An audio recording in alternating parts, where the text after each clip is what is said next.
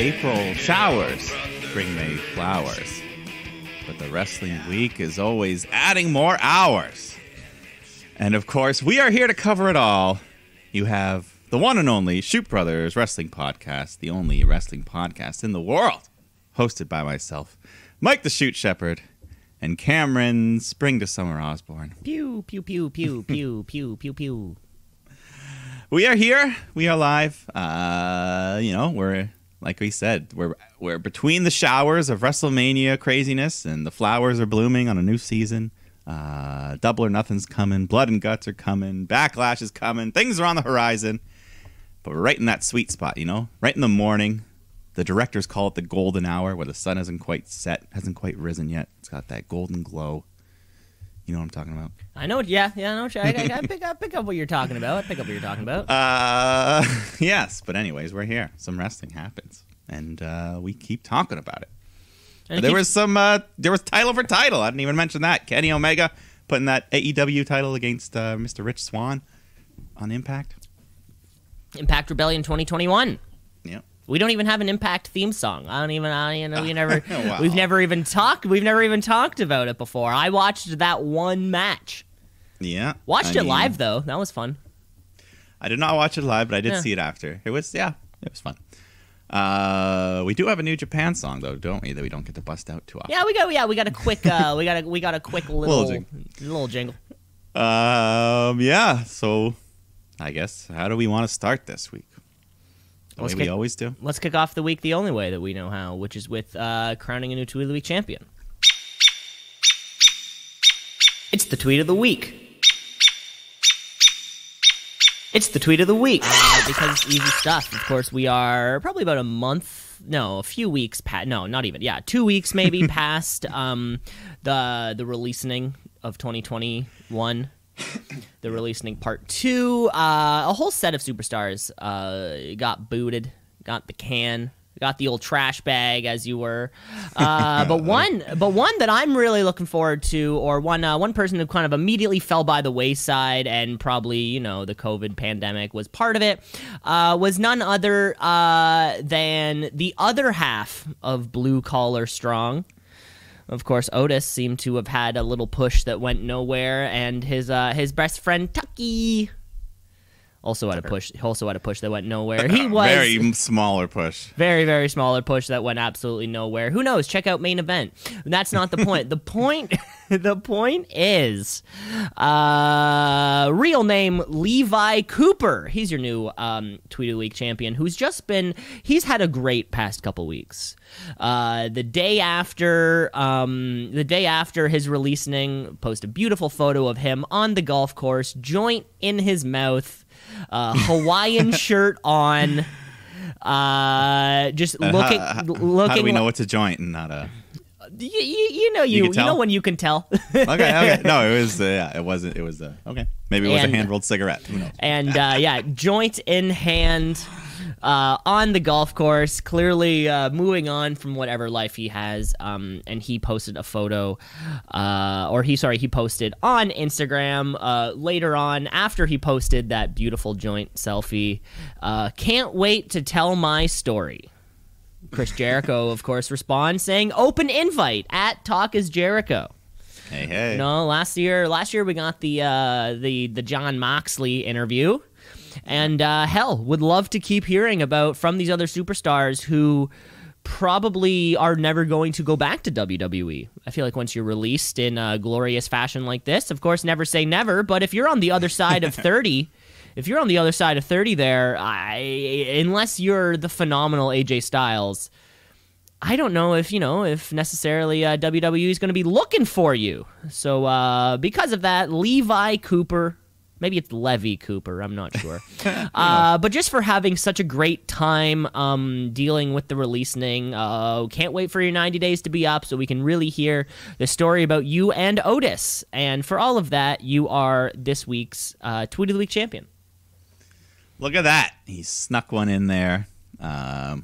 More prestigious than his 24/7 title reign. So. Oh, I didn't even know he had one. I think he did for a couple seconds. Sense. Yep, that makes sense. But congratulations, Mr. Tucker, Mr. Cooper. Mr. Levi Cooper. Yeah. And that was it. Yeah, I can't wait to see what happens here. I'm not really sure how old he is. I think Otis is younger than you think he is. Like Otis is like closer to our age, where which I know feels a bit weird. Where I think, oh no, Tucker's 30, but yeah, who's gonna want him? Still, yeah. I don't know. Tucker, we didn't really see a whole lot of him on his own. Exactly. I don't know what he's got. Yeah, so it's tough to see. Once he switched to that track pants look, it was over. Well, yeah, as soon as Otis got his push, it was over. Well, that as well, yeah. Yeah, seriously. All right. Well, shall we move on? Should we move on to where the land where his brother Otis is hanging out these days on his own? Well, not on his own. He's in an academy. Yeah, let's move on to that land, shall we? Okay, folks, it's Friday night. It's time for Smackdown Live. It used to be on Tuesday, but then I think it was on Friday before, though. No, wait, we used to film it on a Thursday and then release it. It's just Smackdown Live. That's right. Even if your eyes aren't blue, I think a lot of people are pretty cool with blue. But universally loved color. Universally. And it's the universal title is blue, so look at that. Universal title-y. We were just talking about Tucker. We're switching on over to the brand where his buddy Otis hangs out. So, but we're kicking off with Cesaro. He comes out. He's ready to speak, but before he can even say a word, Seth Rollins interrupts. So he just comes out, starts mocking him, and says, you got your eyes on the Universal title, but you're not done with me. So you just got lucky. WrestleMania, that rain delay fucked me up. But anyways, Cesaro says, let's fight tonight. No excuses. But then Jey Uso comes out. So he's on Rollins' side. They surround him. But then Daniel Bryan comes out to even it up. And then he just gets on the mic, putting over Cesaro for working harder than everyone here. Roman's where he is because of family connections. And Cesaro hasn't gotten one break in his entire career. So he deserves a title shot. And then Reigns comes out, gives his piece, and then he leaves. I guess, but though, setting up like a tag match right away. Yeah, we just jump right in. Everyone's already out here. So Cesaro, Bryan taking on Seth and Uso. It was, good tag match. Cesaro just running wild, hitting a bunch of super uppercuts. Eventually, later in the match, Rollins just gets fed up and just bails. So Uso's all alone and then ends up eating a running knee from Bryan. And that gets the win for the good guys. This was very Monday Night Raw of them to do. We kind of spent the first 15 minutes of the show setting up a tag match, which could have been announced kind of right off the bat. That being said, though, it's funny to see the first 40 minutes of the show taken up by four of the best workers on the brand. At least, in the men's division, at least, right? Daniel Bryan, Cesaro, Rollins, Uso. In theory, those guys occupying 40 minutes of time, you're like, thumbs up. But with, maybe without that kind of preamble before, just kind of give us the match. One thing that we consistently see on, and at least not trying to make comparisons, but one thing we consistently see on AEW is that card rundown right off the bat. JR, Excalibur, Schiavone, they go back and forth, just kicking off with this. Okay, next. And they kind of give us this run. It's like they book the matches, because obviously the matches are booked behind the scenes. The matches aren't really booked in front of our faces. So just fucking tell us to do that. Who knows? We could have slipped something else in here, maybe. I don't know. You can always find room for something else instead of spending that 15 minutes to set up the match. Yeah.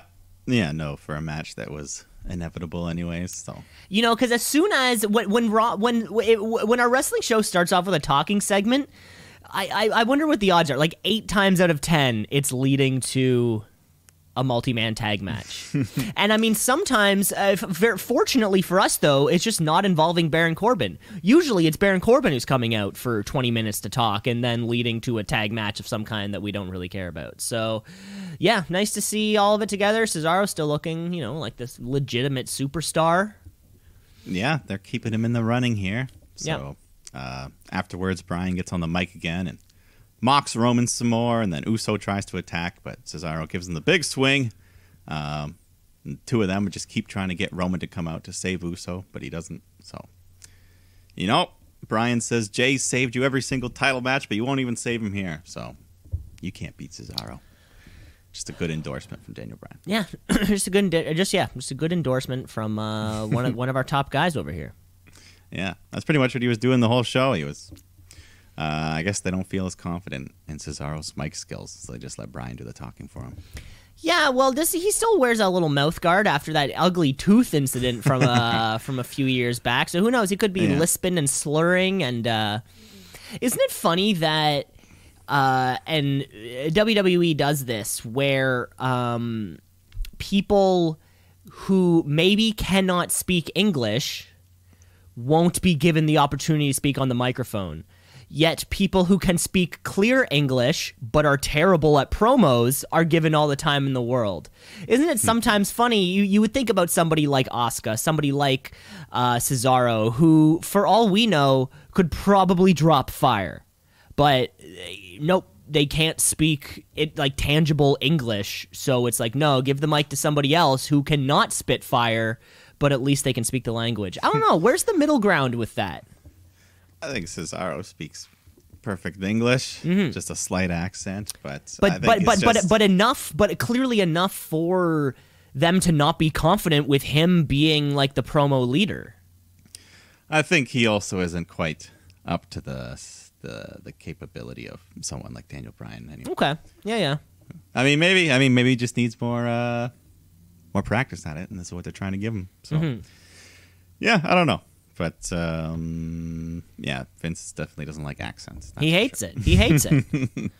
Unless it's your character and you're pretending to do it. Yeah, unless you're Kofi Kingston and you're from Jamaica. But, like... Yeah, exactly. But we got some women's action.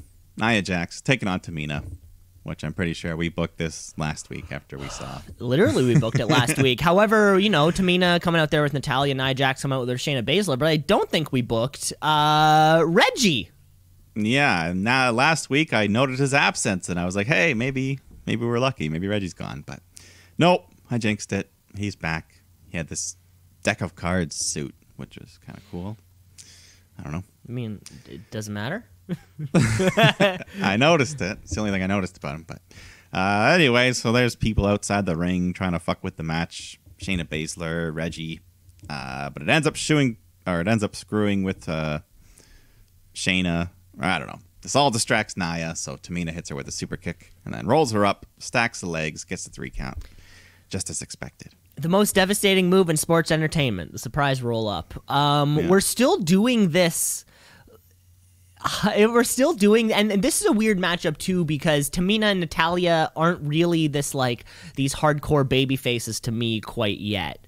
No, they're not even. But Nia Jax and Shayna Baszler are acting dumb like baby faces. I almost feel like there's like this little bit where we're trying to flop the roles here.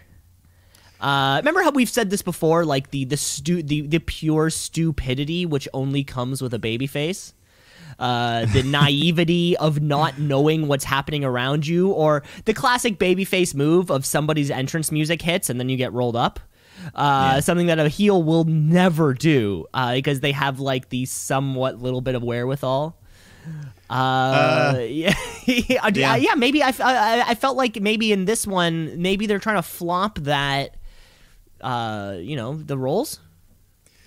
I mean, yeah. Either way, there's no clear babyface at the moment. They're definitely, like if you put them in front of a crowd, who are they going to cheer for? I'm not sure. I'm really not sure who we're supposed to cheer for in this one. But these two, I mean, they won the belts at the Rumble, and they held on to it for a fair amount of time before then.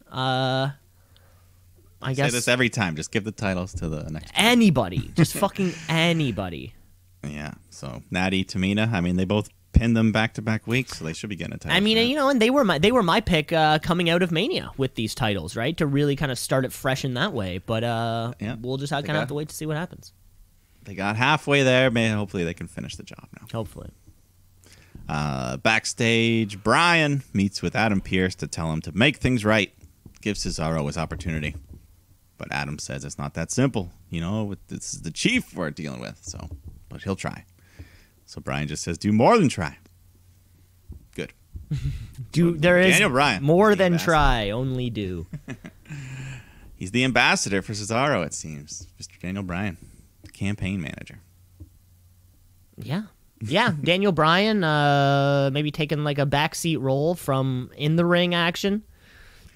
Yeah, he said it himself. He sees his full-time in-ring career winding down, but he can still do the part-time gig. Of course. But let's go to a championship match. Because we got the Intercontinental title on the line. Apollo Crews defending against Kevin Owens. And our buddy Pat McAfee with more hyperbole here. Just calling Commander Aziz the largest human being he's ever seen in his life. I mean, come on, he's tall, but he's not that. There's bigger wrestlers on the roster. You've probably played with bigger football players. Yeah, what's his I wonder what his metrics are, and of course but I mean, just as you brought it up right there, Pat McAfee's still doing a great job. Yeah, no, I think he's great. He's fun. Much better than that other guy on Raw, that Adnan. Yeah, we'll get to there. We'll get to there when we get to Raw, I guess. But yeah, the match was fun. They're going back and forth. The big Aziz on the outside, just standing in the way if he can, whenever he can. And if that wasn't enough, mid-match, Sami Zayn comes out to cause even more distractions. He sits down doing some commentary. But Owens fights back. He hits the pop-up powerbomb for a big 2 count. Follows up with a frog splash off the apron to the floor. But then Commander Aziz jumps on the apron, which distracts Owens. And Crews hits the dangerous roll-up. And that gets the 3 to retain his title. The most devastating maneuver in sports entertainment. Is this 2 straight matches with a distraction-led roll-up? Indeed. Wow. Who knew? Who knew that this would be the... I feel like the distraction roll-up is our new 2 out of 3 falls. Yeah. I mean, there should be a rule, 1 per week. 1 roll-up per week, 1 distraction per week. Or, I mean, one... Let's say 1 at the most. Because you don't even have to do it. No, that's just the cap. That's the cap. But anyways, afterwards... Owens is pissed. He hits the stunner on Crews. So Aziz jumps in, gets a hold of Owens, and he hits him with the Nigerian nail, which is just a big thumb to the throat. Yeah. That could break your thumb. No, it's not even taped up or anything.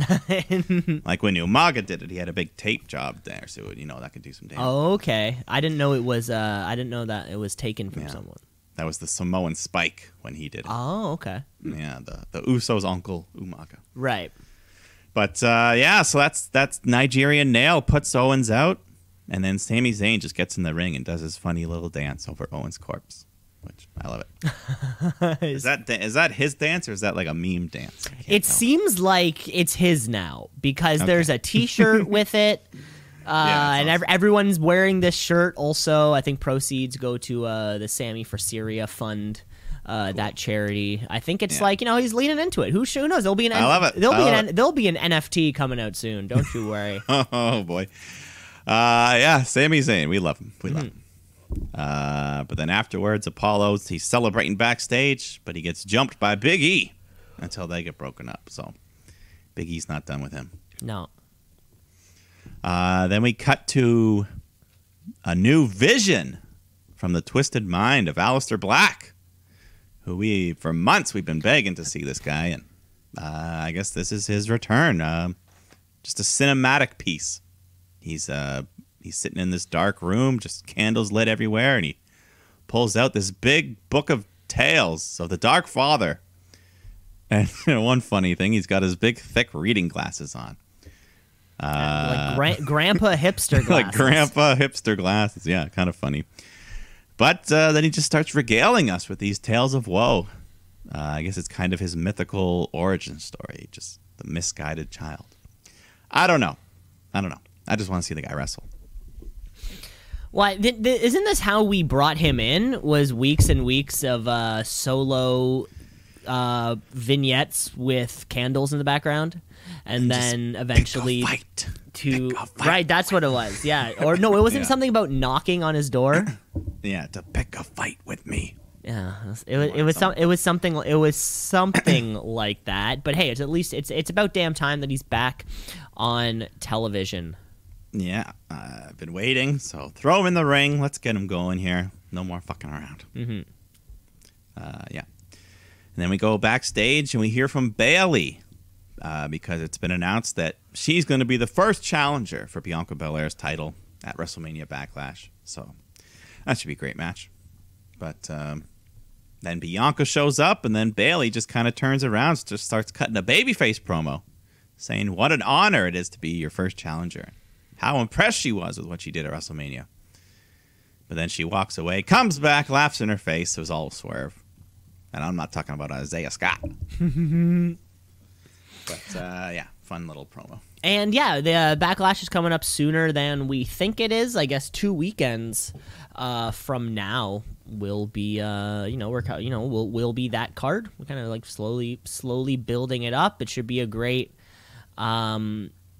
It should be a great match coming up too. This one made me think, though, Mike, just curious if you can, kind of like rake your brain for a second. Has there ever been somebody who won a championship at WrestleMania and then like defended it the next week and lost it, or defended it right away? And because sometimes when I see these big baby faces winning their championships, we spend more time on the congratulations than we do like getting them back into the thick of things, right? And I mean, we haven't seen AJ and Omos for some time now. Bianca Belair's been like, has there been somebody who's like, I just won the belt, and then 1 week later they're like, let's challenge for it?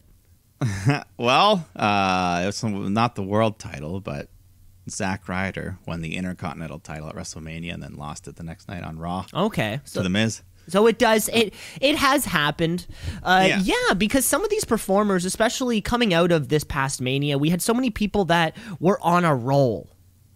AJ and Omos were one of those. And I thought Bianca Belair was also on a roll going into Mania. Then she wins the belt, and you're like, fuck yeah, you won the belt. What's next? And then it's still that, like, then it's almost like this deflating feeling of like, oh, we have to wait a month for your what's next. Like, I want to see it, like, where's that John Cena fiery babyface, like, take on all comers, like, just going for it type of thing.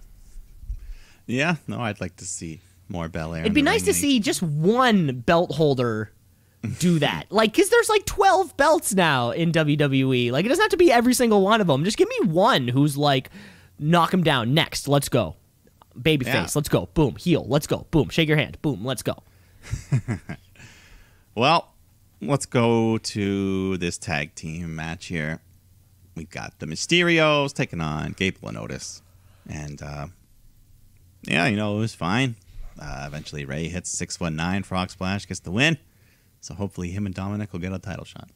It seems like they're the next. It seems like they're the next in line. Yeah, I mean, someone's got to take out these dirty dogs, right? Or the Street Profits are next in line. It's one of these three teams, which is tough because I guess like on this episode of SmackDown, we didn't see the Dirty Dogs, nor did we see the Street Profits, who I also thought, were those next in line dudes. It's weird to have two kind of like babyface teams, both kind of wanting to be next in line for these SmackDown Tag Team Championships. Just kind of raises the question, like, what's the end game? I mean, there's only basically these four teams in the whole division right now, so one of them's got to win the titles off them. One of them's got to be involved somehow, and I think as it stands right now, we only have 2 matches booked for WrestleMania Backlash, so lots of room there for, I mean, there has to be some kind of, I mean, considering the SmackDown Tag Team Championships were not on the WrestleMania card, it'll have to be on this one. I hope so, because the Raw tag titles are just missing in action. They're just MIA. Yeah. So, but anyways, that was your last match, but the show's not over. Cesaro and Daniel Bryan come out because they're still waiting to hear the answer from Roman. So Reigns finally comes out with his tribe and yells at Cesaro for thinking that he can challenge him. And then he yells at Bryan because he never liked him and he never will.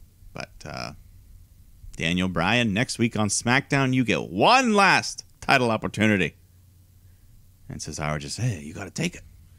But that's not what they were here to bargain for. But, you know, Bryan wants to help Cesaro get his shot. But anyways, Roman says, next week, Daniel Bryan, title shot. If you lose, I want you to disappear from SmackDown forever. And Daniel Bryan accepts the challenge. So, big match coming up on SmackDown.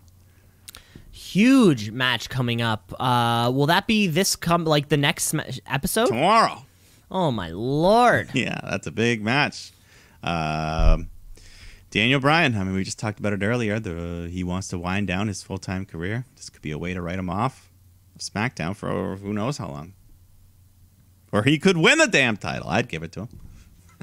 Yeah, that's a good point. Don't think he will win, but I mean, Daniel Bryan's been pretty much nonstop since forever. Coming back from retirement. Coming back from retirement. I can't really picture him not kind of being around, especially through his run as the Planet's champion to now. Just never took time off, moved over to SmackDown. I mean, hell, he could just be looking for a little bit of time off. Yeah, hang out at home with his kids, his wife. He's got shit to do. This guy's got shit to do. And he'll still show up, every 6 months or whenever, like Brock Lesnar type of deal. Oh, he can still show up. He can still show up all the time. This will not be the. This will not be the end of. No, just the end of the weekly Daniel Bryan. Exactly. This will not be the last time we see of Daniel Bryan. Yeah, but that was the last of SmackDown for that episode. Yeah, that was the last of SmackDown. Another great show. SmackDown continues to be the A brand, no matter what anybody says. Yeah. Let's move across to what I can only call, I guess, the C brand. I'll call it the D brand. The D brand? Of course, if we're talking about the D brand, we're talking about Monday Night Raw. Let's get raw.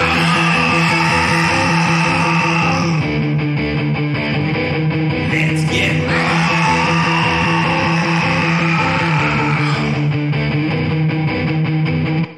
I have certain traditions, certain things I watch, like once a year. Throughout the month of October, I love to watch the Saw movies. Or you'll have people who, once a year I like to rewatch Fast and Furious. Yeah. Or some people, once a year they'll hunker down and watch all 3 extended Lord of the Rings cuts in one sitting. And I get it.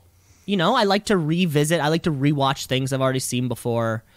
It brings me back maybe to a good memory or whatever it is. So one thing I love about Monday Night Raw, it's like watching my yearly Saw rewatches, but instead of doing it once a year, I just get to do it every single week instead. Every single week, I get to rewatch the same show. Almost like on Mondays, I'm transported into this Groundhog Day loop.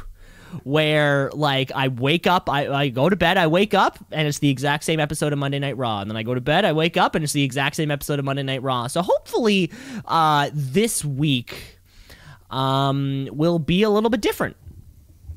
Well, I'll tell you at least one difference.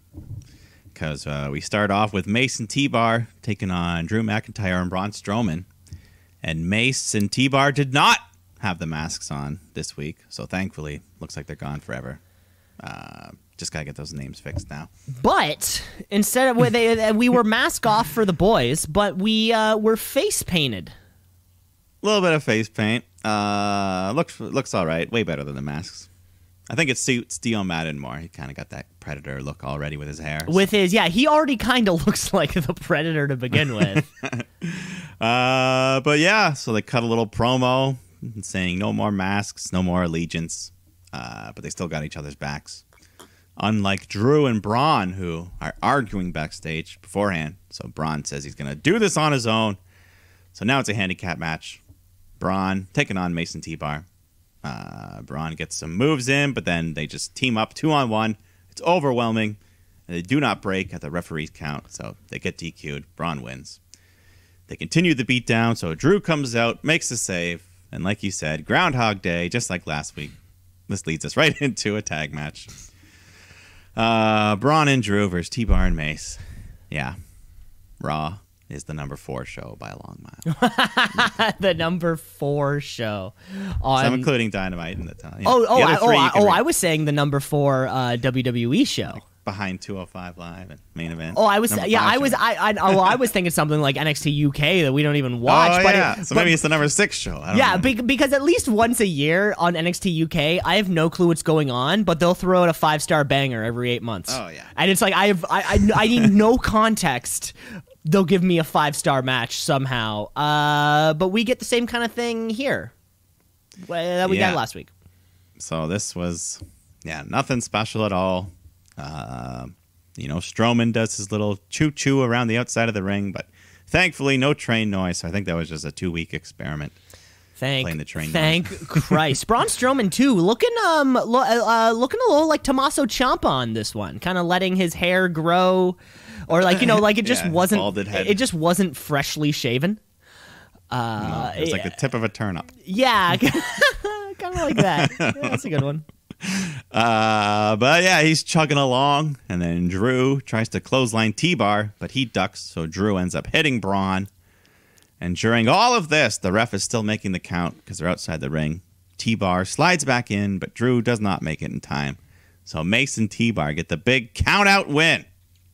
But yeah. Win's a win. I mean, I guess win's a win, but if we're talking about from the show, it was, like you said, Mike, it was the same thing we saw last week. Nobody gained anything from a DQ. Nobody gains anything from a DQ or a count-out type of finish. Yeah, so... a lot of beef in the ring, though, I gotta say. Put all that beef in there. Strowman afterwards hits a power slam on Drew and then yells at him. And then at one point, the commentary called it a running power slam when it was stationary. Really? Well, I think the running power slam is usually what he does as his as his thing. I think out of all this, I think Dijakovic McIntyre would be the only thing I'd care about. I think those would be the two guys where just judge based on their history.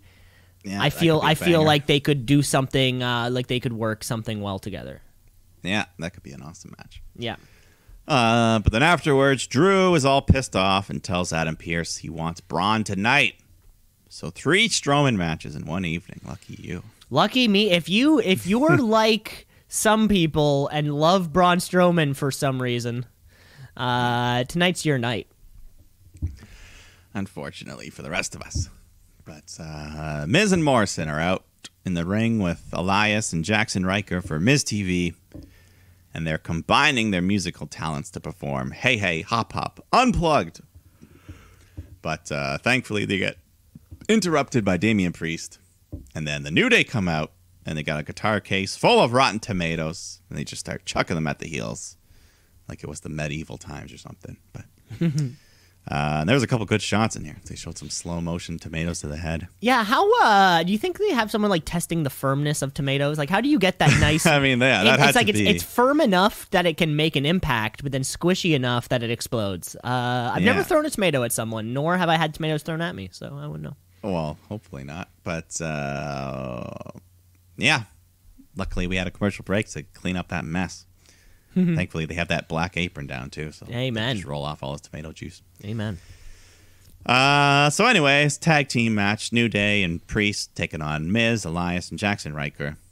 So 6-man tag here. Yeah, anyways, they go back and forth. John Morrison, he's on the outside, interferes. He picks up one of those discarded tomatoes and just rubs it on Kofi's face. But eventually it comes down to Xavier and Riker. Xavier catches him with the inside cradle. Gets a 3 count. Oh, my Lord. This is a cradle, though. It's got more leverage. Yeah, that's at least that's called something. Yeah. Not the just roll-up is like one arm roll-up. holding them down. Yeah. The worst is when their shoulders aren't even like covered and they're just laying there. I don't know. Like they're not completely down on the mat. Like they're just laying their shoulders. Shoulders aren't being pinned down. They're just laying flat for no reason. This was messy. This was messy, I feel, also for me, just because it kind of involved a couple people who could be tag teams while not involving the actual tag team champions. Over the past couple weeks, we also have seen the Viking Raiders return, and they kind of beat down Cedric and Shelton a couple times. So maybe we're kind of just covering for that to be the case. That being said, though, this Damian Priest thing, wouldn't it be great? Damian Priest and The Miz, that sounds great, but we have so much bullshit going around it that I just, how is it worth it? Is that the plan? I thought Mania is supposed to be the end of these sorts of feuds, yet it just doesn't. It was almost as if that match didn't matter because we're just going to keep it going anyways, just without the actual surprise of the match, which was Bad Bunny. Yeah, I don't know. I don't know what, but AJ, almost, we want you back. What's next for all of these guys? Because what I saw here were, I guess 7 people total, because Morrison didn't. He wasn't in the match, I don't think. But pretty much what I saw here were 7 guys who took up a lot of time, and there's absolutely nothing for them to do. Absolutely nothing. This was like the definition of a time filler. And I don't think there are any long-term goals for any of them at the moment. And this was also on a show where, we may get to it a little bit later, but I don't remember. No, never mind. I was wrong. Okay. I was wrong. We'll get to it then. Yeah. But let's go backstage where we see Sonya Deville making a guest appearance here on Raw, and she lets Charlotte Flair in from the back because she's supposed to be suspended indefinitely. But we'll get to that. Yeah, they had a nice. Deville's wearing all black. Charlotte's wearing all white. Deville's looking good. It looked good. As soon as I saw this, I'm like, yeah, these two know what's up. The craziest part was they said that Charlotte was fined $100,000, which that would never happen in any sport, that amount. Yeah, even you say even in professional basketball, if you say something anti-Semitic on a video game stream, even that's only like $20K. Yeah. No, yeah. The NHL, if you body check someone to the head, might only be $5,000. $5,000. But anyways, Sonya Deville comes out to the ring, brings out Charlotte, and they've got the ref in the ring that Charlotte attacked last week. Eddie Orengo? There you go, Eddie. Sonya thinks Adam Pearce's decision of the suspension and $100,000 was rushed, and Charlotte says that she's reflected, understands her error, and wants to make a sincere apology to everyone involved. And she apologizes directly to Eddie for manhandling him. The referee accepts, and he admits he did not see Rhea Ripley interfere, so Charlotte should have won. Now, Sonya... Go on. Oh, yeah. Okay, Sonya says she's happy to announce that Charlotte Flair's suspension has been lifted, and she will wrestle tonight. And Eddie, you're going to be the referee. And this was big. This was a big moment for me personally because, Mike, I don't know if you recall, Eddie Orengo, 2020 Shooty winner for Ref of the Year after disqualifying Asuka for doing nothing. This guy needs to go back to fucking ref school. This guy has lost control of the women's division. He forgets what's right and what's wrong, what's allowed and what's not. I love seeing an official's incompetence being broadcast on national television. It's so funny. Has there ever been a ref who has Aubrey's the only one that I can think about. I was like, has there ever been a ref who has like a level of intelligence that's beyond second grader? Has that ever existed? Like a ref who stood up for himself, or like because I can picture like a highlight of something of a ref getting like a cutter in there quickly, after being tormented for weeks or months, or I'm sure Little Nate has done something of note. But this was just another example of Eddie Orengo looks like a fucking tool. What's the word that you had? Yeah, we did like wrestling words once, and it was the word for somebody who's just like, was it like a potato? That was a different one. Was that a different one? Okay, no, you had a word for something. They're a fucking dweeb out there. Yeah, and geek, a stooge. Yeah, it was something like that, geek stooge maybe, and Eddie Orengo just fucking geeking it up, all over Monday Night Raw for the past year. Yeah. And Charlotte calls it out, say, Eddie, you just admitted it was your mistake, so now I need you to apologize to me. And he says he's sorry, and she calls him a good boy. So that was it. That was it. She had to throw. And then they get backstage once again, and Adam Pearce is not happy with Sonya, just going out there, making decisions on her own. So she apologizes, but Pearce doesn't believe it. So, hey, some rift going on. Between management, yeah. Then Sheamus comes out for a United States title open challenge, but then he declares he's not going to defend his title. So Humberto Carrillo comes out, they brawl, and Carrillo actually gets the better of Sheamus, but we don't get an actual match. No, don't get, it's kind of like our 50-50 booking type situation. Yeah. And this will be another one of those great champion opportunities where I bet they'll have a match next week. I bet Humberto Carrillo is going to win, which is going to earn him a championship opportunity at Backlash, and that's where he will ultimately not win. Yeah. Yeah, I could definitely see that. Bobby Lashley, MVP, come out, cut a promo about being almighty and defending the title, the upcoming Backlash. And they're upset about the possibility of this becoming a triple threat match. Because I forgot to mention, I think, that if Braun beats Drew, he's added to that match. Yeah, I think that was a little stip they threw in there at some point. I forget when, but... Yeah. But we go backstage where Riddle, he's just on his scooter, riding around, waiting to be interviewed about his huge win over Randy Orton last week. But then the Rand Man comes up and admits he underestimated him. And you earned a tiny bit of his respect. And you said if we were going to be a team, we should be RK Bro.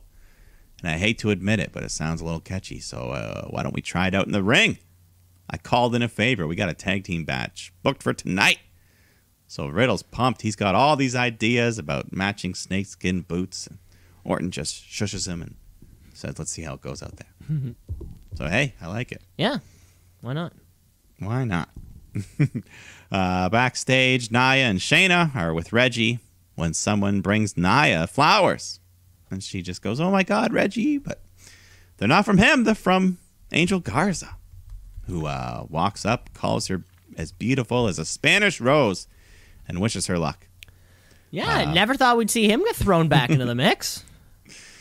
He loves women. That's all there is to it. Well, and I think it recalled for me that one time, if we're talking about any level of consistency. Remember when Angel Garza had those series of promos that were just like him staring down the barrel of the camera, like giving like romantic poems, like that kind, like that. It was something like that, which always had kind of him giving a rose. It was like the one moment I'm like, wow. Either they remembered what they did 2 years ago, or they forgot, and they just kind of happened to do the same thing. Well, these flowers didn't mean much to Nia because she walks past Mandy Rose and just says, put these in water, bitch, and then just smacks Rose with the roses. Wow. Yeah, Angel Garza's still out there. He's getting those. He's out there getting those main event wins. Yeah, him and Carrillo probably been stacking up. No, who's the one on main event? It's Mansoor. Mansoor is the one with an undefeated record currently. He's just waiting until they go back to Saudi. Yeah, Crown Jewel. Yeah, he has not been defeated in singles competition since August 23rd, 2019. He's had a series of matches, probably like 25 to 30. They're all just been dubs. Good for him. Yeah. So we're getting that tag team match we're promised. Riddle teaming up with Randy Orton to taking on the new perennial jobber team, Shelton Benjamin, Cedric Alexander. But, it makes for a good first match for the RK Bros. Riddle gets isolated, but fires back, gets Orton with the hot tag. So Randy goes on a roll. Cedric tries to come diving in, but Randy hits an RKO midair. Then he gets a hold of Shelton for the draping DDT, but Riddle begs him to get tagged in. So Orton obliges, hits the DDT, and then Riddle hits the floating bro to get the win. So, big win. Riddle gives him a hug, but Randy's like, hey, back off. Baby steps. Baby steps. Again, on a show where I guess we open, on a show where... Now, this was one part that wasn't Groundhog Day. This was new. This was not the Groundhog Day that we thought. Of course, we've already seen, at least on today's action, we saw T-Bar and Mace team up. We saw the New Day team up. Jackson Riker and Elias, they've been in and out together. Now we've seen Cedric Alexander, Shelton Benjamin. We've got this RK Bro thing. Still have not seen the champions, and including the Viking Raiders, which we did mention. What is with this... Like, I don't want to use the word stacked tag division, because stacked to me implies that, like, stacked in a good, like, the NXT women's division is stacked because it's like top down, like, consistent performers. If I take that same list of all these teams I just mentioned over here on Raw, this isn't stacked. It's just a lot of them. It's a great talent pool, but the tag division. I mean, like, the forming of RK Bro seems odd when we just reformed the Viking Raiders. Cedric Alexander, Shelton, they're still together. The New Day, they're always still, like, it seems like, what the hell's happening with these groups? Meanwhile, we've got main event star Humberto Carrillo going after the mid-card championship. It just, feels bizarre. Yeah, we'll see where Riddle and Randy go. They may not be title bound. It may just be for them to break up and have their own little singles feud. Yeah, that could be it too. Yeah, maybe just see these two guys go at it while Randy waits for the Fiend? Question mark? I don't know. Yeah, you can never trust Randy for too long, though. Eventually, he's gonna steal Riddle's stash. Yeah, eventually he's gonna give up. He's like, "You pinched me, bro," and then they'll fight, bro. Yeah. But then we go to some women's six-person action. Asuka, Lana, and Naomi taking on Shayna Baszler, Nia Jackson, Rhea Ripley. And then in the middle of it all, Dana and Mandy come out with a big bucket of water, which they throw on Shayna. So then Nia comes charging over, but then she slips on the water because that's her new gimmick. And so you said heels couldn't look dumb. She's a heel looking dumb. Well, that's what I said. That was my biggest question. I'm like, are we changing them? Which I just gotta say, Mike, as soon as so she slips in the water, and just let me say, this was so funny. WWE understands my humor. They understand my humor that somebody slipping in water is funny. We just needed some sound effects, like boing. Yeah, we just needed a boing. Crash. Like, remember that moment when it was like before the Mimosa Mayhem match when Orange Cassidy dumps a bunch of orange juice in the middle of the ring, and then I think it was Ortiz who's like on his back flopping around. like that was funny because it was too dumb. But throwing a bucket of water on somebody and having them slip, like, it's not dumb enough to be hilarious. I mean, you could tear an ACL slipping on that. Oh my God, I wish Nia Jax would tear an ACL, but it's just not happening. Well, at least it means she's out of the match for a while. So yeah, at least. Yeah. Back in the ring, Reggie jumps up, tries to cause distraction. Lana and Rhea Ripley actually had a good one-on-one here. Lana always improving. Some nice near falls. But Rhea hits her with the Riptide. Tags in Nia, who hits the leg drop, gets the 3 count. So I feel bad for Ripley being associated with these two. She's better on her own. Well, and this, we had these questions coming into Mania, then certainly afterwards, and I think seeing this may have solidified it. But having Rhea Ripley on that other side, on the side of Nia and Shayna, this has to be Rhea Ripley's heel. Yeah, I think so. She has to be, right? Which feels like that little moment that we had on NXT with the 3 champions there all smiling. Like, that was non-kayfabe. You were right. You're right. I think you were thinking that also, that this was just WWE doing their look at us, we invented women thing. And, but now we're kind of back to the real nitty-gritty. Unless, the shoot meter's flying because we have dumbass Nia Jax. If Nia and Shayna are turning babyface, so Rhea Ripley can be there too while Asuka's our heel. You're right. I think it's ill-advised though to turn Rhea Ripley heel, especially this early on in her main roster career. Yeah, this early on in her career, coming out of NXT as a babyface. I guess you got to wonder what a live crowd would do. Would the live crowd boo her right now? Like, probably not in this match. Yeah, probably not in this match. They'd probably be like, "Oh, you're the only thing that we like in this match." But I mean, this belt will presumably be on the line at Backlash too. Asuka could just be the easy bet, to kind of give to not only give Rhea Ripley a win, but maybe give her a greasy win to really hammer home that she's not here for the right reasons. Yeah, I don't know, but if not Asuka, then probably one of these other women in this match. Who knows? Maybe all of them. Throw them all in there. Throw them all in there, right? We haven't had a multi-women. Remember when every single women's match for a championship on a pay-per-view was like 7 of them in the ring? We haven't had that in a long time. Yeah. It really. Well, that's because they always wanted to get Charlotte on the card. They had to. We need to get Charlotte in there somehow.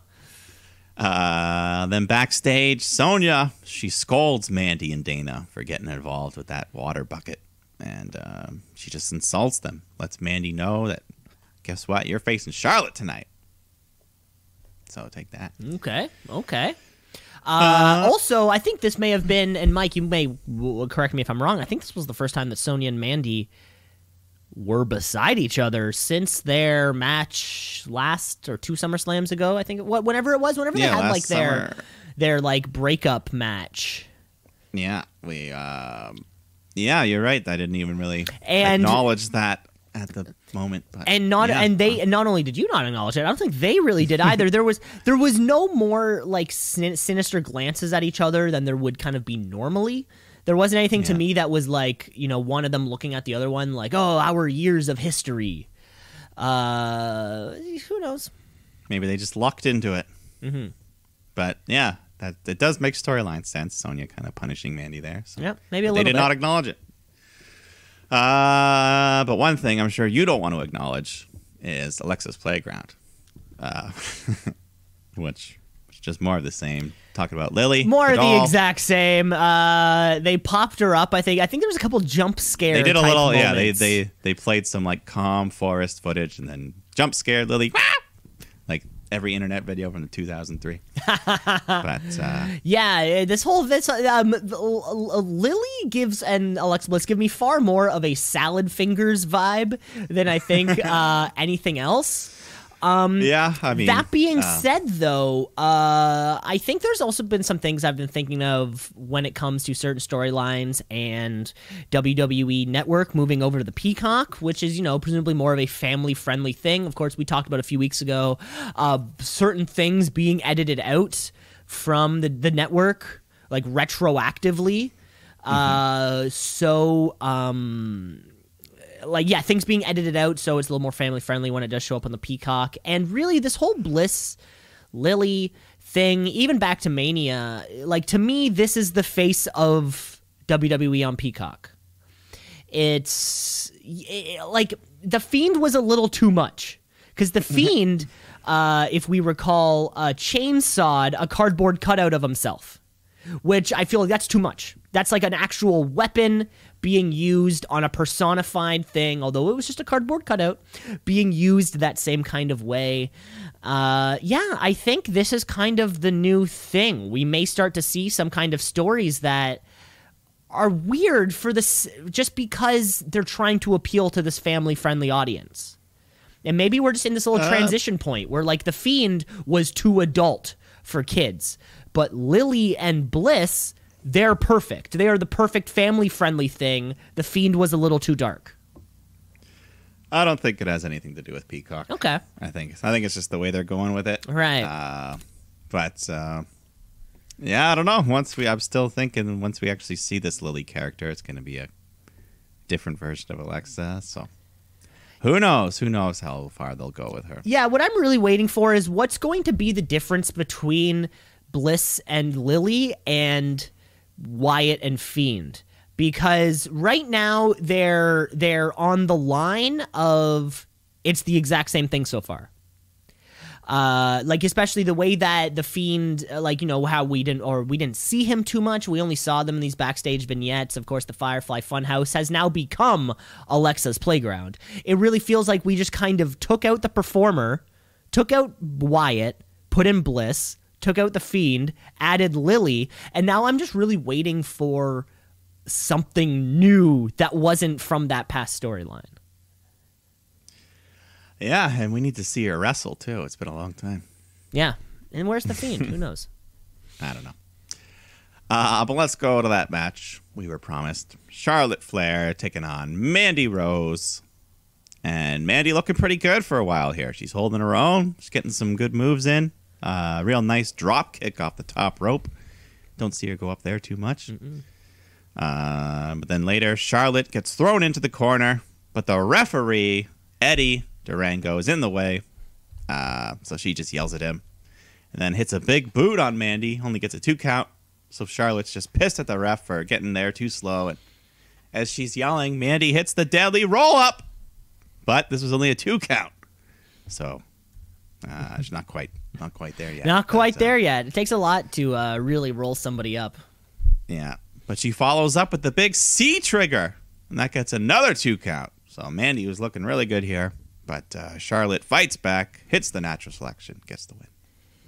Yeah, and what was a pretty good match. And to see, and it's kind of not only what did we get, both these women on television, but we also got to see Sonya Deville kind of slowly showing signs of wanting to maybe take over Adam Pearce's job.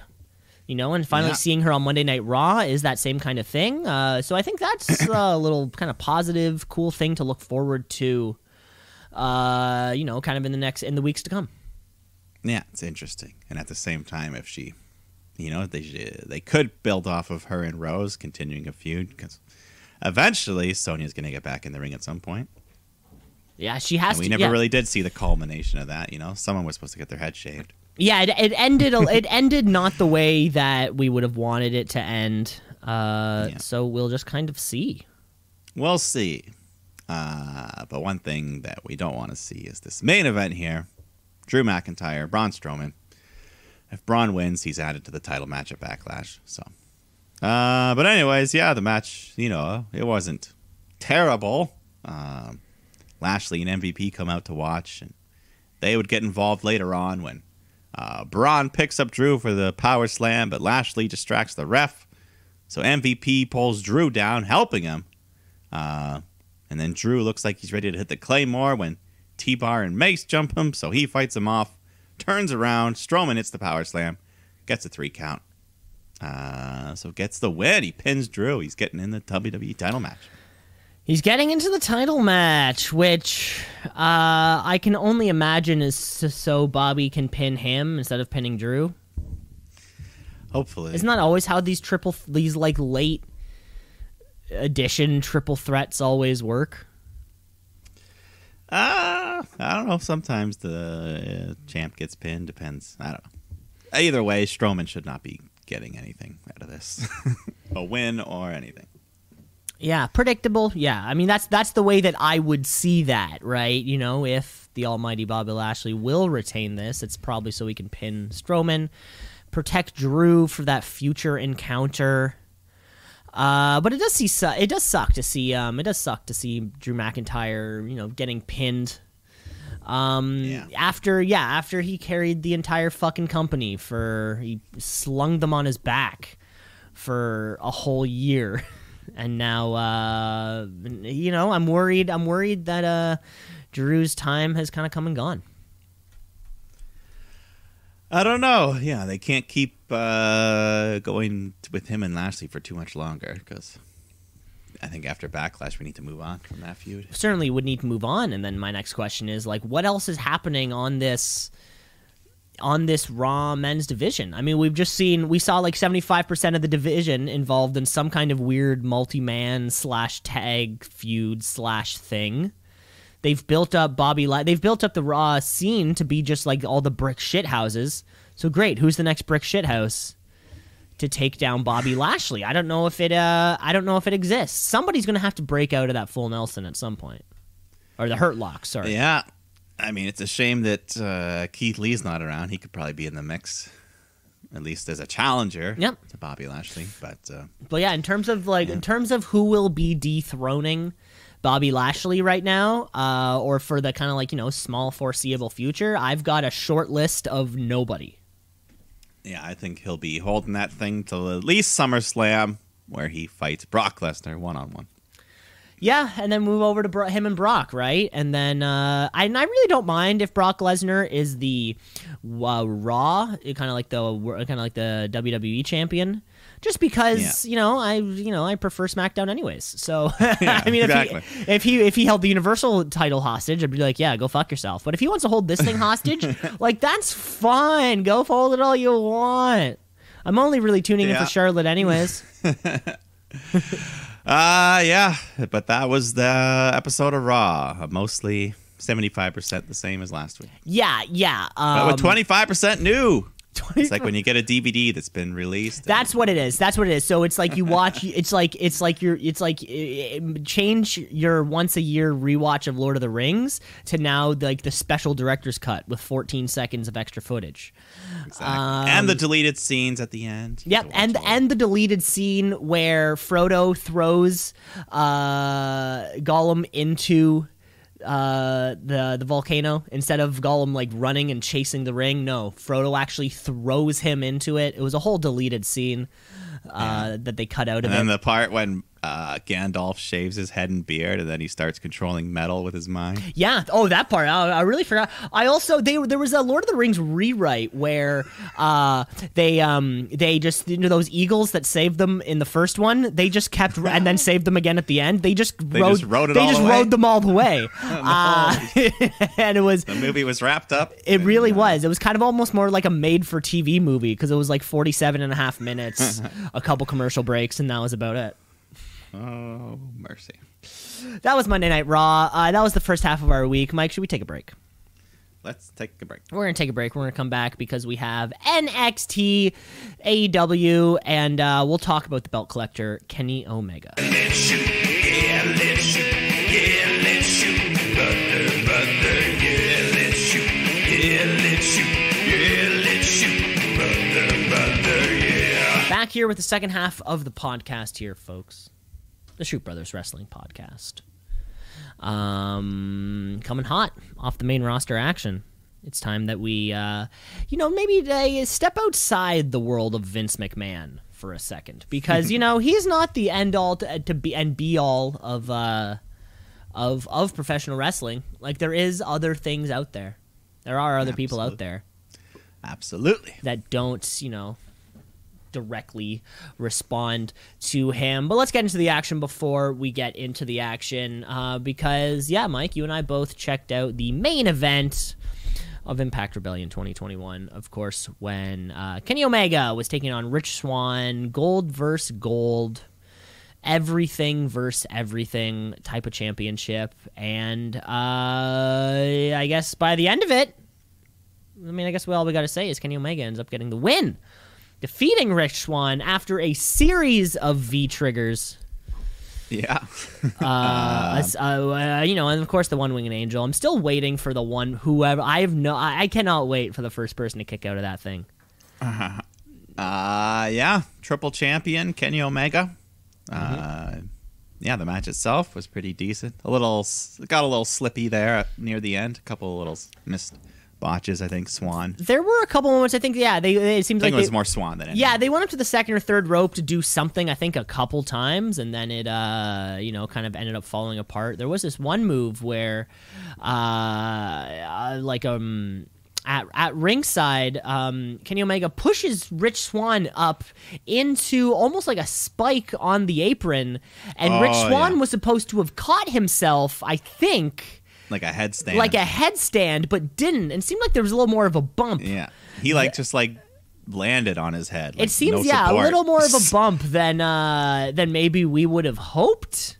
No, that might have knocked him a little bit loopy. I feel like it might have knocked him a little bit loopy. Because, it seems like... Kenny certainly looked great all the way through. Oh, of course. Kenny Omega's the best professional wrestler who's ever lived. Like, of course he's going to look good doing whatever he does.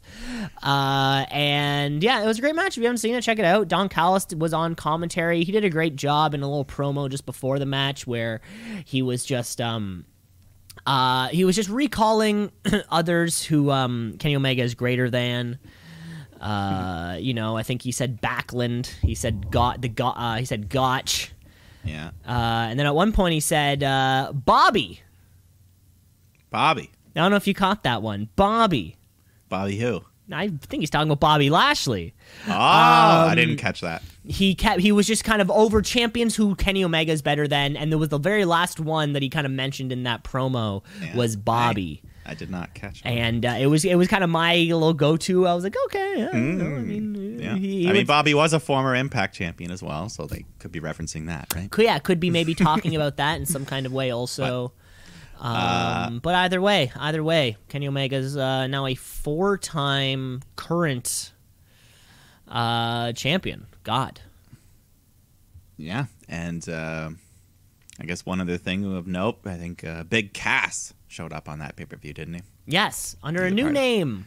Is it Kaz? No, it was a whole new name. Like Big something? No, not even Big. Not it even was that? like Morrissey or something. Not like William Morrissey or something.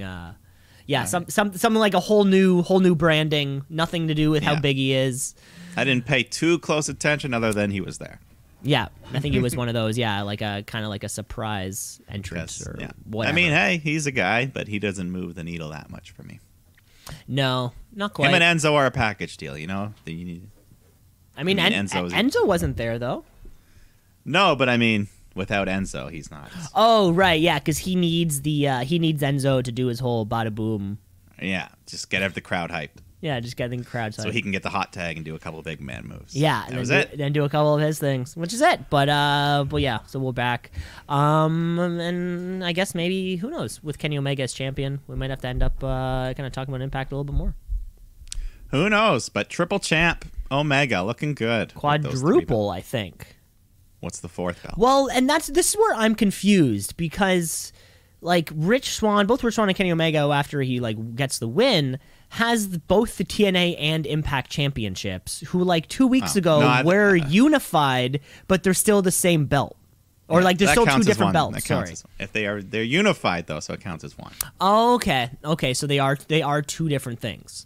Yeah. Okay. Because WWE's had that when they unified before they brought in the new belt. They had them carry both belts for a little bit. Right. So what? I think Impact is on Thursdays these days, right? So who knows? That could mean maybe tonight. Maybe tonight we could see some kind of uniting of all the belts. I'm sure. Yeah, Omega will at least be there as new champ. You would think. Yeah. Hopefully. We'll keep an eye on that. We'll keep an eye for next week. We'll keep an eye on that. Well, let's move into the role of Kenny Omega, shall we? Let's get ourselves into some AEW Dynamite. AEW. All elite. They coming for you, Vince. Better watch out. It's too sweet. A lot of things, AEW they like announcing their shit already, and like we said earlier, Jim Ross and Excalibur, they always give us that kind of weekly rundown of what we're going to get. We're going to get a TNT Championship match between Darby Allin and Preston Vance. We're going to get Kenny Omega in some capacity. We're going to get tag team action. We're going to get a Blood and Guts parlay from between the Inner Circle and the Pinnacle. Who knows? They could actually give us some rules about how this whole thing is going to work. Yeah. And we know.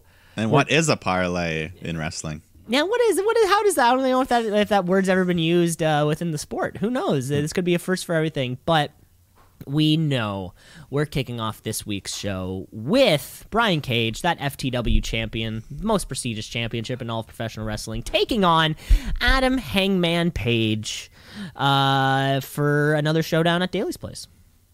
Yeah, and as Hangman's making his entrance, Team Taz attacks from behind, so the Dark Order come out to make the save. And officials have to break everyone up, but Brian Cage powerbombs Hangman onto the ramp to get the advantage going into the start of the match. Ooh. And it makes a big difference.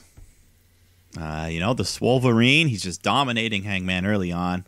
But Page fights back, hits the nice big moonsault to the floor.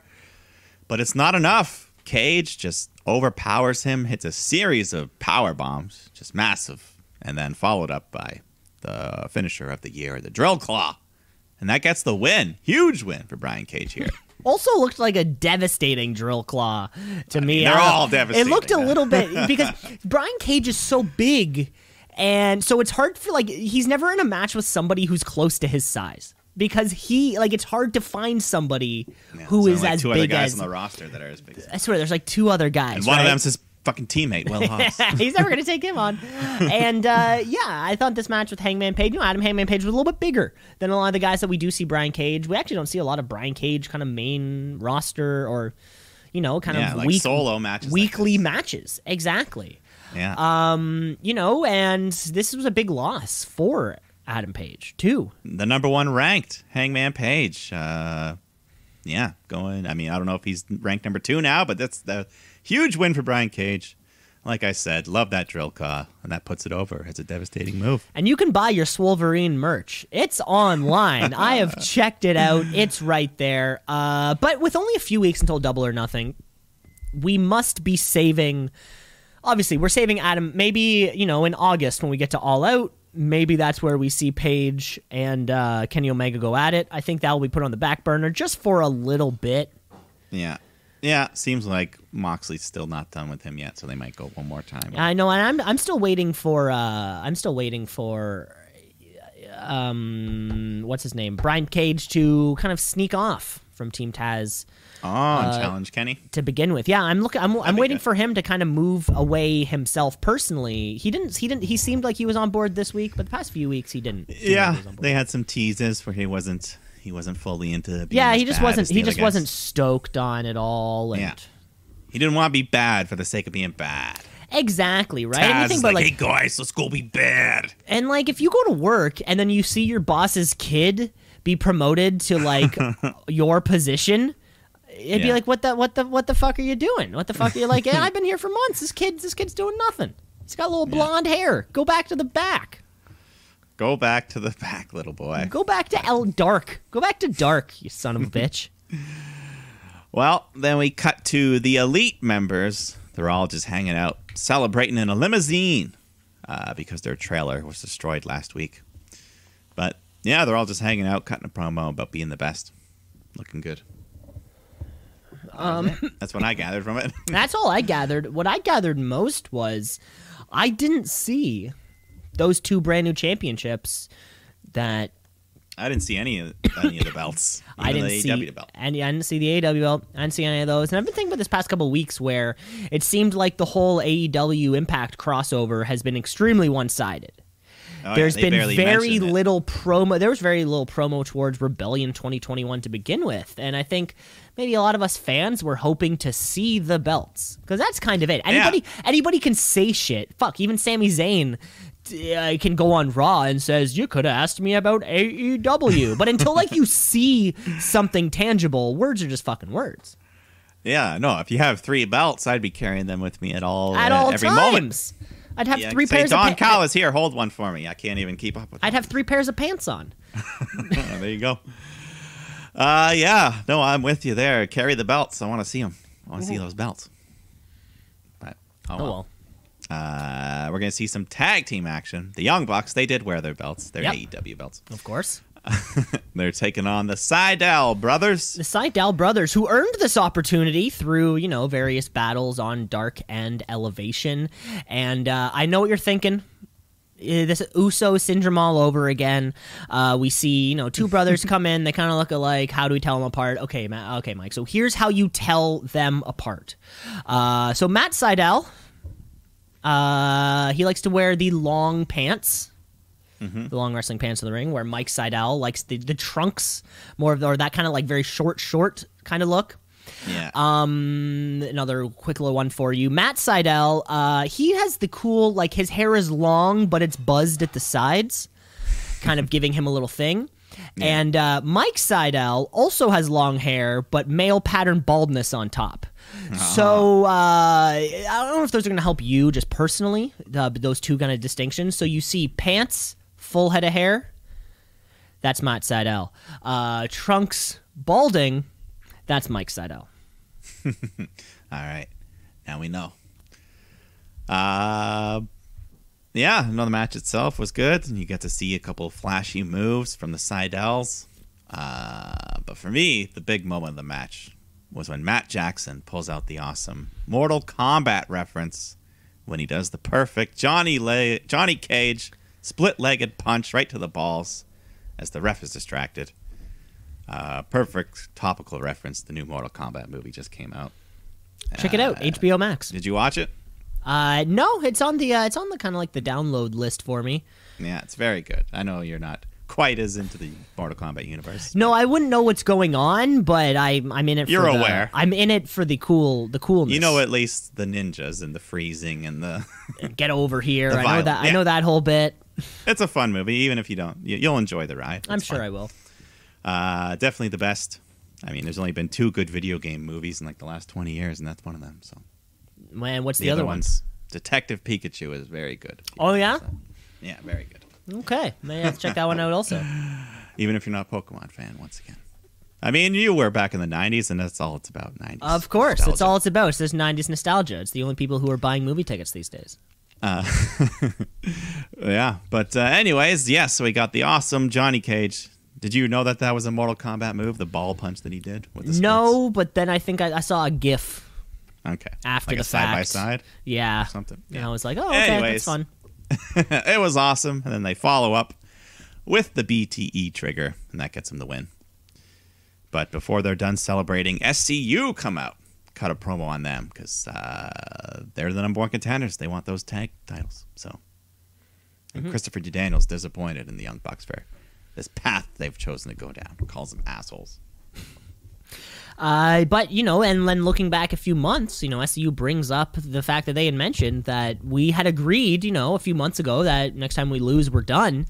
And then they went on this little bit of a streak, kind of actually becoming the number 1 contenders while doing so. Making or having this kind of little stipulation to them where they're done as a team if they lose. Kind of cool. Yeah, I pretty much forgot about that because they didn't. We've seen them on Dynamite in a while. And I also didn't forget, or as soon as Frankie's, or I think it was Christopher Daniels, mentioned that little piece of something, I was like, oh shit, yeah, you're right, you did that. Great for bringing me back to something. It's just proving to me that I'm not a dumbass. Yeah, so I guess they're next in line. Either way, they'll have to.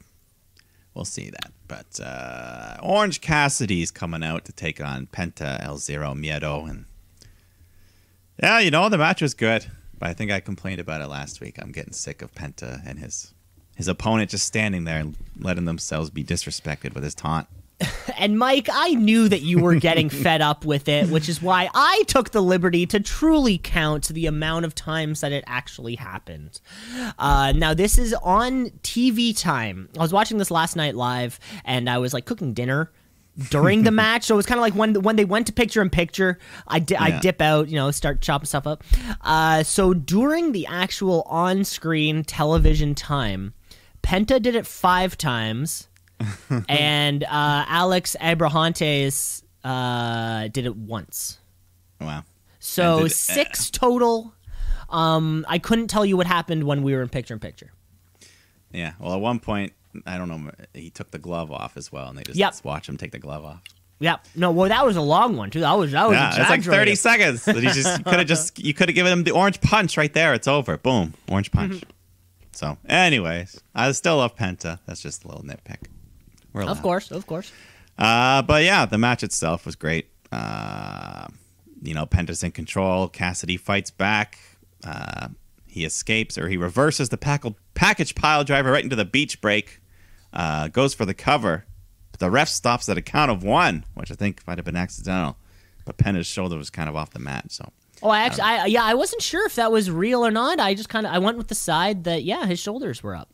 Yeah, but a 1 count was weird for the beach break. But anyways, Cassidy's looking to follow up when Alex, the translator, gets on the mic, just starts talking trash. So Cassidy tosses him into the ring, but this all distracts him from Penta, who sneaks up from behind, goes for the package pile driver. But Orange Cassidy flips out of that, grabs the microphone from Trent, hits him with a super orange punch with the mic in hand. And that gets OC the 3 count. The microphone is turning into, one of the deadliest weapons here in AEW. It's this has been responsible for one world titles. It's one world titles. This will be great. Double or Nothing is the last weekend in May, so we're about a month away. The long weekend? No, I think the weekend after that. It's like May 30th is it's like the very last very last weekend of May. So this is this could be our little kind of like 6-man tag here. I think Best Friends taking on Death Triangle. OC has his past with Pac, and now having a good match here, giving the talent involved between those 6 men possible sleeper hit show stealer. Yeah, why not? That could be a lot of fun. Then we get Tony Schiavone out in the ring because he's here to host this parlay between the Pinnacle and the Inner Circle to determine which team gets the advantage going into the Blood and Guts match. So we bring out both teams, escorted by security. The Inner Circle security got to ride motorcycles, though. Yeah, I wonder why that was. Yeah, I don't know. I think I assume they were they were like 6 feet. I assume they were really late, and as soon as they got to the front gate, they're like, "No, we need you like now. Go. Like don't even park your car. Don't even park. Yeah. Just keep coming."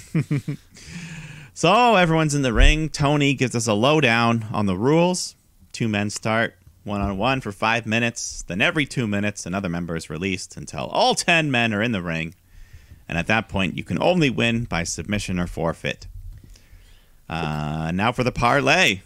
The big parlay. Tony is ready to toss a coin to determine who gets the advantage. But Sean Spears slaps the coin away and just says, "No damn coin toss. That's not how we're doing this. Pinnacle deserves the advantage." And he just gets in Sammy Guevara's face. Cuts one of the best Sean Spears promos we've seen in a while.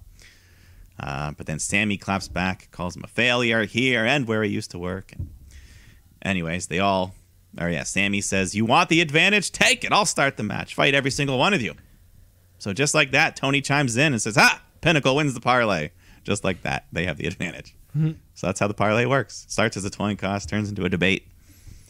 And then at the end, then everyone just starts jumping in on the mic, exchanging insults.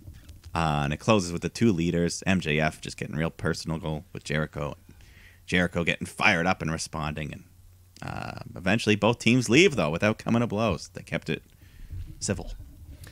If you were to ask me in early January of 2022, Mike, when you inevitably ask me for my shooty winner for promo of the year, this is on my short list already. This is going to be it. I love the fact that they didn't come to blows at all, and they kind of go down the line, and everybody had a great promo too. We end up hearing from the 2 guys from FT, Harwood and Cash Wheeler, and then at one point we hear from Santana, who's telling Ortiz, like, they're getting in your head. Don't let them do this. They were calling out their children. They were getting personal, mentioning their family. Then, and MJF and both MJF and Jericho getting the kind of getting the ending time slot. Chris Jericho gave probably one of the best promos of his career. Just at the Yeah. very end there. This was amazing. This was fantastic. I loved exactly what this was. We know who our baby faces are. We know who our heels are, and it's very. I know who I'm cheering for. I know how I want this to end, and the rules make it so it's pretty much a War Games match, but in a Hell in a Cell. Yeah, And so they showed a graphic to kind of give us a look of it. So the cage has a roof, and it's got like a couple feet between the ring and the cage. So it seems like it's War Games style, but instead of a cage, it's a cell. Double Hell in a Cell, basically, yeah. Double Hell in a Cell with no cage in the middle, and then it's submission or admitting defeat. Yeah. Just leaving the cage and be like, I'm out. Yeah, so it's like, so they used it or something, submission or... Forfeiture? Yeah, no, I think he had another word that started with S that was like, ooh, that was good. But yeah, submission or surrender. That's what it was. Surrender. There it is, surrender. Which is cool. Wave which the is, white flag. A cool little cool stipulation there too, which is, kind of separating it from that War Games idea. I bet this was probably the plan all along. This was always going to be the Blood and Guts match rules, because we knew we needed it to be a bit different than War Games. Yeah, but different enough. Similar, but different enough that it's not War Games. Similar enough that Cody still gets to do the thing that his dad invented. Yeah. Well, yeah, and I mean, as of a week ago, it was the only match on the card. There were rumors that it would be a one-match show, but tonight they announced like 4 matches that were going to be there next week. So. Yeah, so it seems like now we're here on the on one of those AEW special shows. Yeah, like our winter is coming, Blood and Guts. We had the fucking Fighter Fest. We have all these little things. Just kind of keep adding to it. Yeah, no. Apparently, it's going to be a larger crowd, selling more tickets for Blood and Guts. So some fun atmosphere. They just did a sold out Machine Gun Kelly concert at Daly's place. Well, there you go. Yeah, like it was like MGK sold out. Do it. It was sold out. So, it's. I don't think it's a matter of not being able to do it. It's just choosing to do so. Yeah. Well, looking forward. Yeah, me too. But then we go back to the ring. Michael Nakazawa's in there.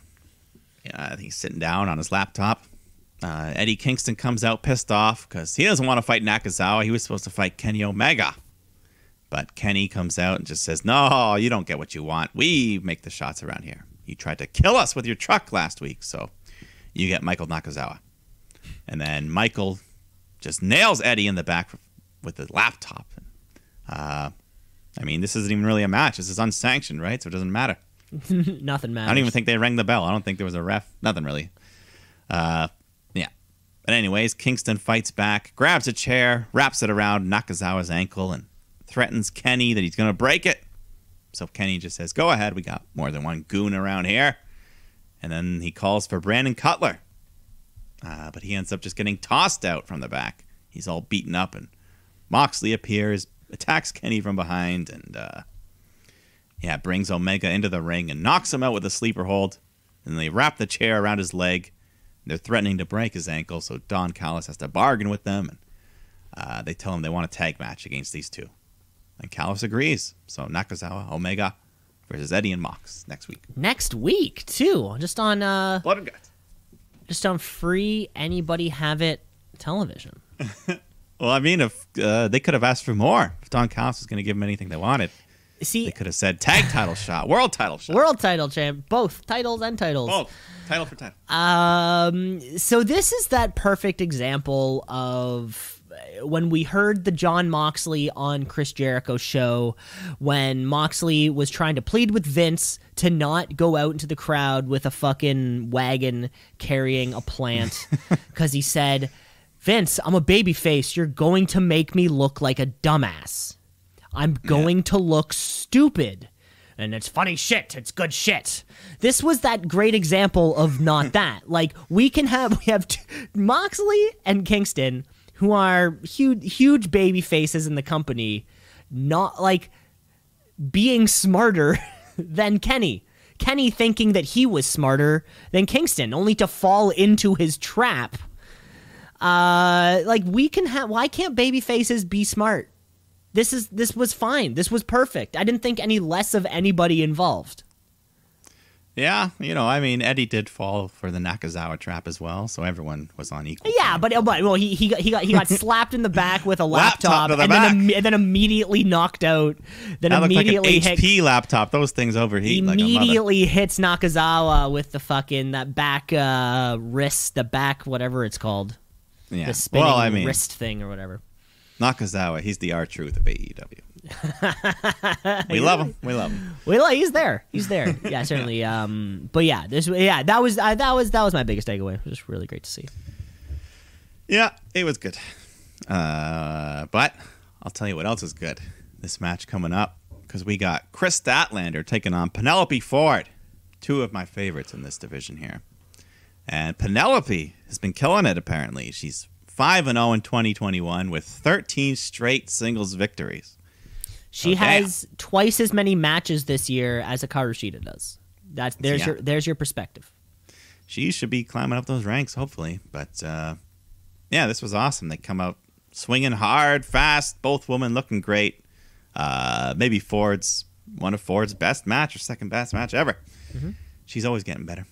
But late in the match, Kip Sabian tries to interfere. So Orange Cassidy stops him. It's just like, nah, bro. It's between the ladies. Mm-hmm. So back in the ring, Statlander hits the Big Bang Theory, gets the nice win. So good action. Yeah, I think a lot of this was off air. A lot of this was in the commercial break, it felt like. But unfortunately for them, but luckily for me, my stream was full screen, no picture. No picture in picture. Yeah. But that was it. Mm-hmm.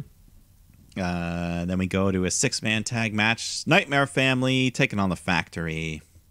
The Factory came off of Cody's bus for their entrance for whatever reason. To rub it in his face or something. That's my guess. I guess so. Why does Cody need a tour bus when they're at Daly's place every day? Because he needs to get from his house to Daly's place. I guess so. Let's use the big bus. But yeah. I guess his whole family won't fit in a regular vehicle. Exactly. The whole Nightmare family? Aaron Solo? Half the roster. Yeah. But, the match was okay. Everyone's getting their turn to shine in the ring. Lee Johnson hitting some cool corkscrew tope moves. And you had this Anthony Ogogo on the outside just wrecking people. They're really putting over this punch of his. Just one punch to the gut. That's all it takes. I still haven't looked up if he's a fighter, but he must be some sort of former fighter, yeah, right? I think I saw he was like a boxer or something. Yeah, because he's putting men down with one body shot. And, he hits Lee Johnson with it, throws him back in the ring, and QT covers him, and that gets a 3 count. Just like that. But like we've been saying, the stakes really don't mean nothing to us here. This whole family feud, so... Yeah, why do you think? Do you think they're gonna have a Family Feud episode? Maybe, but with Steve Harvey? I don't know. The guns come running out. QT sneaks off to the back. Cody comes out of the bus. Him and Cody climb up to the top of the bus, and then Cody locks in a figure 4. And then for some reason, Aubrey Edwards went up there. I don't know why. Yeah, she got up there just to maybe be like, "Are you okay? You okay?" But she got up there to the top of that bus immediately. Yeah. I don't know how. She must have. If you fall, that's a big fall. That is a big fall. But one interesting note, as they were announcing matches for next week, Jon Moxley is going to be defending that IWGP US title on Dynamite. What? Against Yuji Nagata. So that's some pretty cool stuff. New Japan on Dynamite. Well, and we haven't seen it mentioned since the everything with Kenta. Mm-hmm. And New Japan has a whole dojo in America. They do have a lot of work that they could do if they wanted to. It's nice to see that happen. Yeah, it'll just be cool. Has he ever brought this title out on Dynamite? I think he did once amongst the Kenta stuff. Oh, okay. But yeah, it's a good looking belt. Yeah, it does look much cool. better looking than the new belt they introduced. Did you see that thing? I was gonna say it looks better than the WWE United States Championship. I think that as well. Okay. But did you see the new unified World Heavyweight IWGP belt? I did. Yeah, it looks too small. It looks too I'm not small. A big fan. The shape of it's weird. People say it looks just like Cody's logo. It's like a pointed skull. Pointy thing. Yeah, I can. Someone did the overlay and it looks perfect. Okay, I can picture that. Yeah, it was just. I mean, it was such a good-looking belt, and it didn't need anything. I wonder why they even wanted to unify it in the first place. Who knows? Yeah, the whole thing was kind of weird. Yeah, and then Ibushi, after Ibushi's big win, he loses it like a month later. So, I don't know. The whole thing, New Japan's been a little weird lately, but we're gonna see that next week, so that's cool. Yeah, it will be. But then we go backstage. Miro is with Kip Sabian and just beats the shit out of him all over the locker room and slams a door on his arm. So looks like Miro's finally done being silly, getting to the serious beast character that is probably for the best. Yeah, probably for the best now that he's there. I wonder what's for him though. I don't know. Yeah, he's. Let's see. Darby, go for a TNT. Let's see Miro. Let's see Miro. Brian Cage. Give me that a couple times.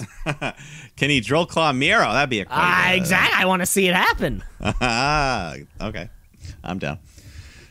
But let's go to the main event because we got the TNT title on the line. Darby Allin taking on 10. So yeah, stepping up for the Dark Order. Nice main event shot here for Preston Vance. Big spotlight. But, yeah, good match. You know, they're going back and forth. You had the Dark Order members and Sting just kind of having some standoffs. But then out of nowhere, Ethan Page comes in. He attacks Darby, throws him into the ring post, and then back into the ring. 10 follows up with a big wheelbarrow suplex for a 2 count. But, I don't know. Ethan Page, he's not aligned with anyone here. What's he doing? He just not? Well, I mean, guys, what? He came in at Revolution. He was like the surprise entrant at the end of that or something. I think that's where he kind of first came in. Yeah, nothing to do. Maybe just kind of throw him into something. Yeah, it was a little, I don't know. It came out of nowhere, but whatever. 10 picks up Darby. But then Darby has to resort to ripping the mask to get loosed. But then 10 gets him in the full Nelson, got him in the submission. Darby runs up the turnbuckle, pushes off, flips over, turns that full Nelson into a pin. And the ref counts to 3, and Darby wins, retains his title in a pretty great match. In another great match that that we're stringing, that Darby Allin seems to be stringing together. Yeah, he's making up for lost time. He's having title matches every week now, and yeah, big moment for Preston, even in the loss here. Yeah, because at the end of these matches, Darby Allin keeps shaking everyone's hand, and you're like, yeah, formidable opponent. And Preston Vance is exactly that. You know, he's just a formidable opponent. Yeah, Darby took the Brody armband off and holds it up in the air. So nice respect. They shake, they hug. But then Scorpio Sky and Ethan Page come out, beat down Darby and Sting, and then they lock them in submissions. But then Lance Archer and Preston Vance make the save, and I can't even keep track. Whose side is Archer on? I thought he hated Sting. Now he's helping him. Yeah, but now... So Jake the Snake Roberts was there this week, though. He was just there. He was just there. The ring, and sometimes you ever see somebody on television and you're like, I wonder how much you got paid for that appearance. Like, how much do you think Jake Roberts charges to show up for 35 seconds, not say anything, and then walk to the back holding a bottle of water? I think he probably has a full-time contract. Not a per appearance. Yeah, I've always wondered that. I have no clue what Lance Archer is doing either, because he seems like a babyface right now. He's flip-flopping. And then a week ago he was getting in Sting's face, so I don't know what he's doing. He's a confused little boy. I guess so. Very little boy. But anyways, that was the whole show. We faded to black. Before we leave the Dynamite world, I just want to mention, because you had mentioned to me the other week, and certainly I've noticed, like, certainly following, but you noticed that Orange Cassidy was coming out with some new music. He was coming out to the Pixies classic "Where Is My Mind," and we're thinking, and you first thought to yourself, like, wait, you were confused, I think. You came to me, you're like, did I hear the same thing? Like, was it that song? And it turns out, yeah, it actually is. So what's the deal there? If you recall, a few weeks ago, or maybe it was about a month ago, Jungle Boy had an entrance that sounded too much like an actual song to be something made up for wrestling. Well, it turns out that Tony Khan is actually working with the professional wrestlers and artists in an attempt to license various pieces of music for those people to use. So Orange Cassidy started coming out to Pixies Where Is My Mind. When he was on the independent scene, he would come out to a song by Jefferson Starship called Jane. Apparently, Tony Khan has been trying for the past year and a half to get a hold of them to see how this can work out. Orange Cassidy really wanted it. Nobody ever got back to him, so he said, hey, what else you got? I think this Where's My Mind by the Pixies? So, so Tony Khan's working with the labels. Tony Khan, so for the use of Where's My Mind, he signed a multi-year agreement to use the song live, and then once the deal expires, they are continued to use it in like backlog library type of perpetuity. That's good. So they won't have to edit out the song if there is an eventual like AEW network. Who knows which thing that could happen. Yeah. And for those of you are wondering, the same license was occurred for Jungle Boy's new theme, which is a song called Tarzan Boy by a band called Baltimora.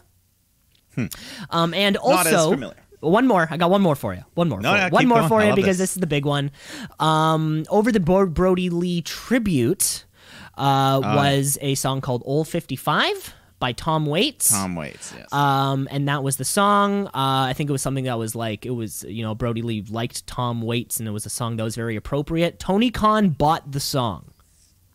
Yeah, that's what I heard. He bought the rights to use that song forever. Forever. Nobody else can use that song now, ever. And it's nice that song will remain with Brody Lee and that tribute. And also cool to hear that using actual songs for things, if it works, if you like it, if the price is right.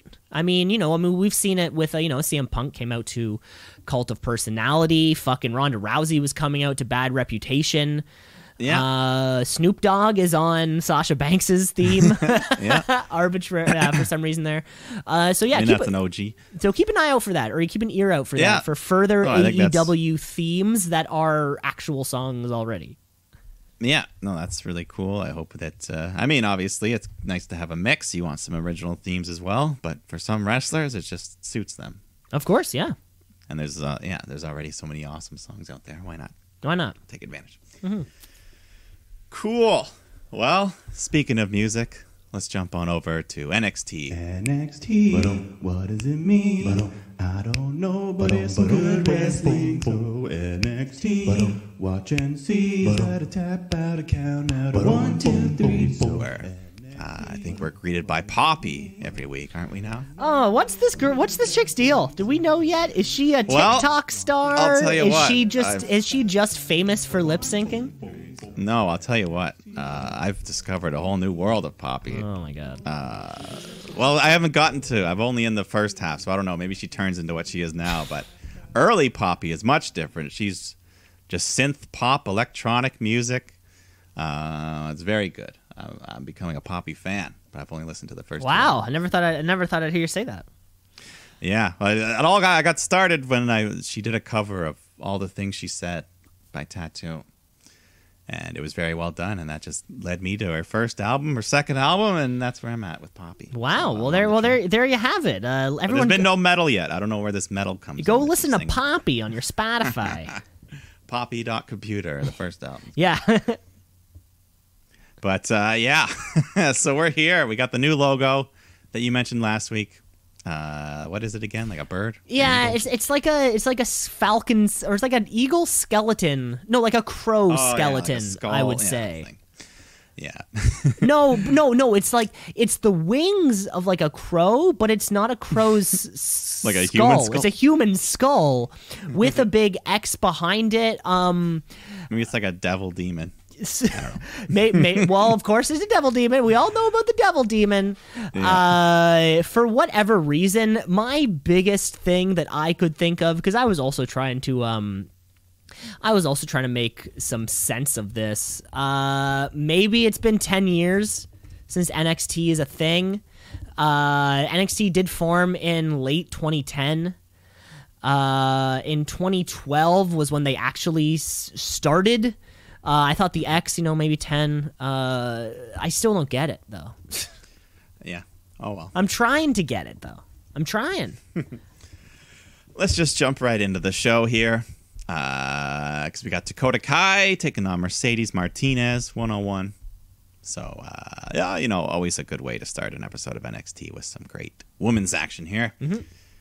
But, pretty even match. Martinez hits this really cool move called the Cliffhanger, which was like a flipping crucifix bomb thing. But Dakota gets some good moves in as well. Raquel tries to cheap shot Martinez behind the ref's back, but she counters it, hits a big knee strike on Kai, picks her up, but then Gonzalez jumps in, causes a DQ. So, too bad. Don't do it. We didn't need the non-finish. Yeah, they don't do it as often on NXT. Yeah, they really don't. But, Raquel beats up Mercedes after, so. Yeah, so it's only a matter of time until those two. Yeah, Raquel Gonzalez, Mercedes Martinez, that's our next thing. Yeah. That'll be good, though. But then we go backstage. Shotzi and Ember are being interviewed when they're interrupted and brought flowers. They're surprised. They don't know who it's from. And Frankie Monet walks up with little Presley. She just grabs the card from the flowers, which reads, "Love Dexter Loomis." So surely this is some sort of error. They were meant to be delivered to Indy, right? I mean, I would certainly think as though they would be. I'd hope so. But then we cut to a segment off location with big money Cameron Grimes going into a jewelry store. He's looking to get a big, shiny, expensive new watch. They cut to, it's to be continued, but we'll just finish it off. Because they cut back to him at the jeweler. He picks out this real nice looking watch. But then he hears a voice that says, "Nice watch, kid." And then the hand moves into frame, and we can see this even nicer looking watch. But he says it's not $1 million watch, because that's right, it's the $1 Million Man, Ted DiBiase. He just laughs in his face and walks out. That was fun. It was fun. Yeah, little cameo there. Yeah. Then the grizzled young vets come out to cut a promo on MSK because they want title shots. But then Ciampa Thatcher come out because they want the titles. So they come to blows. Ciampa Thatcher stand tall. Without actually having a match, which is great. Kind of maybe letting this go to another week. God, I feel like if this was Raw, this match would have happened. They would have fought that night. They would have fought that night, which is great. I think we should wait because this would be a rematch of that Dusty Road one of the matches from the Dusty Road Classic. I think the match kind of led to the finals there. So yeah, it's right. Sleep on it for a second. Yeah, and Thatch, he still may not be 100% recovered, so they're just stalling a little bit to get him back in the ring shape. Imagine a fight pit in the first ever team fight. I know, pit. A tag team pit fight. Yeah. Then we got this small little video teaser of Tiansha recreating the Bohemian Rhapsody music video. With the black heads, or just with the black background. Yeah, black background, white lit up good. heads. Yeah. It was fun. And that's all it was. It was just like 10 seconds of that. But I'm still on board with Tiansha. Yeah. Still going hard there. Yeah. But more women's action. Toni Storm taking on Zeta Ramir. And before the match, Toni cuts a promo on Zoe Stark. So they're still having their little feud. Tony's dominating the match when Stark comes out, jumps on the apron, distracts Toni. Zeta drops Toni down and then hits this amazing shooting star press. That gets her the 3. Huge win. The upset victory, one could say. Yeah, while the match wasn't the biggest thing in the world, it's nice to see the finish though. Oh, I mean, the finish, of course. But yeah, it's nice to see, like, the NXT Women's Division is already great. But I'm continuing to be impressed by its depth. Yeah, like out of nowhere, this Zeta Ramir And comes in. you can think, and and then we have the Frank Monet character. I mean, we haven't seen her in the ring yet, but these things are going to work out. It leaves you with so much confidence. As soon as one of these women leave for greener pastures, we're good. Don't worry about it. We're good. Yeah, and I may be wrong, but I think this is the first woman in WWE to ever hit the shooting star press off the top rope. I've seen Belair do it just like on the mat, like as she runs, but I don't know if I've seen someone do it off the top. So hey, good for Zeta. Yeah, no, I mean, woman can do it. Woman can do it. Of course, we need more of these matches, right? I mean, look at Shotzi's out there breaking her neck every single fucking week. Y'all could do the same. And she got some disc. She was like halfway across the ring. The shooting star press. No, it was. Crazy. I loved it. Spot of the week, if that was a thing. There's too many of the week things. We I know, we can't keep adding. I'm putting it over. Remember that segment? I do remember. See, there's too many things. I know. We don't. That's what we. We should bring don't back. them We all. should bring back the putting over. I mean, it's an open invitation. It is an open invitation. It is an invitation. You know what we should do? Let's bring back putting over next week.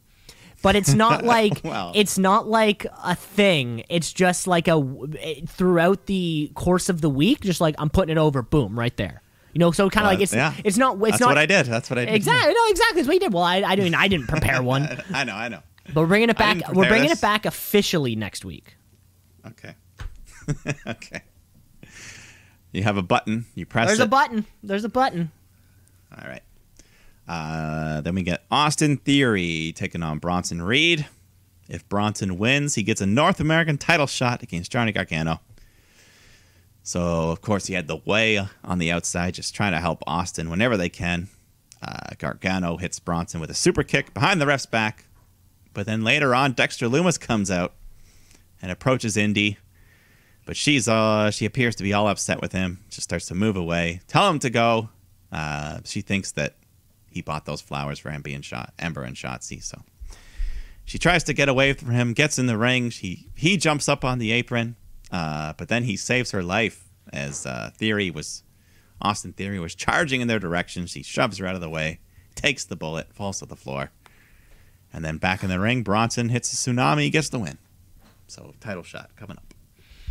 Yeah, a little too much going on here. A little too much things running in parallel to each other. A little overbooked, maybe. Yeah, they could keep the Indy and Dexter thing on its own. I don't know. Yeah, that could have been maybe a bit separate. But every week it's unknown. That it is, but yeah, Bronson Reed though, they're still keeping the momentum. I think he could win this belt soon. Right, coming after Stand and Deliver, where he won the Gauntlet Eliminator or whatever it was, but lost the championship opportunity. Mm-hmm. It's like Kushida. He lost a couple, and then he finally won his cruiserweight. They won the big one. Yeah, banger. Then we get Imperium taking on Drake Maverick, Killian Dane. Not much to say about it. I guess the big moment was when Dane was down outside the ring. Alexander Wolf grabs a chair. He's ready to hit him with it, but he stops himself. So Eichner has to come over and yell at him. Anyways, Imperium regain their composure, hit the Eurobomb to get the win. But they're still teasing this Wolf-Dane thing. I know the little bit of hesitation, of course, dating back to their sanity history. I mean, hey, if Nikki Cross comes back to NXT, get a reunion, that could be cool. Who knows, right? And then suddenly, we have this little trio back at it. Of course, Nikki Cross has been off of television. I'm sure she's on Main Event, so I shouldn't say that. I don't know. Yeah, the last time I saw her at the Hall of Fame briefly, wearing a dress. Okay, well that's good. Good to know she's still wearing clothes. That's nice to know. Yeah, no, she looked nice. Yeah. So at some point of the show, there was this brief little teaser with like this MMA, this logo, this diamond mine thing. Mm-hmm. I don't know. Some fans have speculated Tessa Blanchard because apparently she used a diamond logo before. Oh, that's fun. I don't know. Just more. NXT's always bringing in new faces. It's cool. Yeah, just more heat in that women's division. Yeah, I mean, it might not be. It could be someone else. Or it could be someone else. Yeah, Brock. I'm giving you the hot rumors. Think it's Brock Lesnar. Maybe. Aaliyah and Jessie Kamea of the Robert Stone brand are taking on Ember and Shotzi. But during the entrance for the tag team champs, they are brought even more gifts, flowers and chocolates. So this delivery company really fucked up. Or was it intentional? Is this Candice trying to make Dexter look bad by sending something from his name? Who knows? Anyways, Candice and Indy, they attack Ember and Shotzi from behind, beat them up. So we didn't even get a match, did we? It wasn't a match. No, it was just a little beatdown. Just a beatdown, yeah. From beatdown to sit down, we get the interview with Adam Cole, who just talks about his recovery from the unsanctioned match with Kyle O'Reilly. Just kind of brags about being the face of NXT, his record-setting reign, and talks about Kyle. He's not ready to be the guy and take his spot. And then he talks about Karrion Kross and the title. But then he also teases a little bit that he may be getting called up and says, no matter where I go, I'll be the man. So we don't know. We just know Roddy's gone. Bobby is missing. But Adam Cole still to be just decided. Yeah, so but at least it does show that he's not heading up to the main roster, I guess. I mean, he could though. I don't know.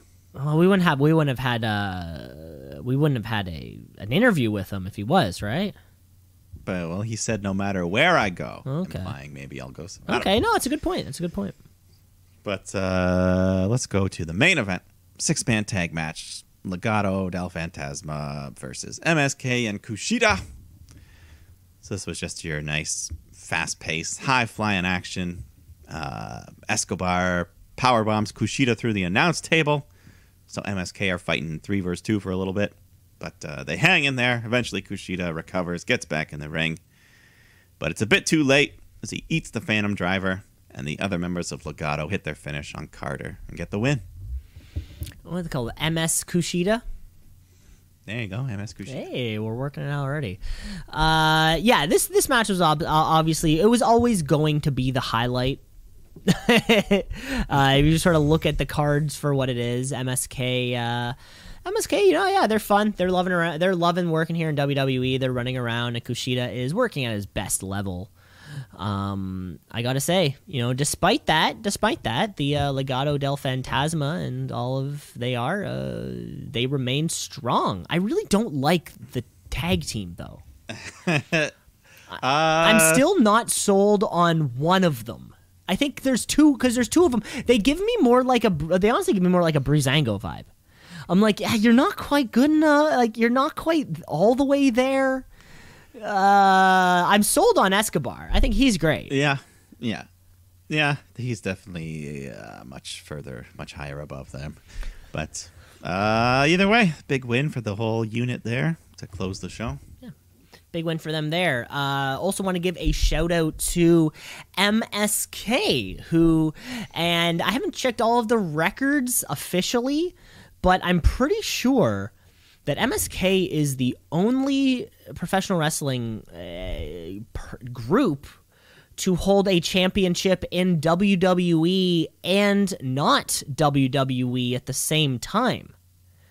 Now, I don't know if this has ever happened before, Mike, but of course, MSK is the NXT Tag Team Champion. They are the current Tag Team Champion, and the two men known as the Rascals. Of course, we're talking Wesley, Nash Carter, Desmond Xavier, Zachary Wentz, whatever you want to call them. They are currently the PWG World Tag Team Championship. Or World Tag Team Champions. Sorry, sitting on a reign of over 1,100 days now. Yeah, I don't know. I feel like it may have happened before, but... Before, back in the possibly 90s and earlier, but I can't certainly think about it happening within recent memory.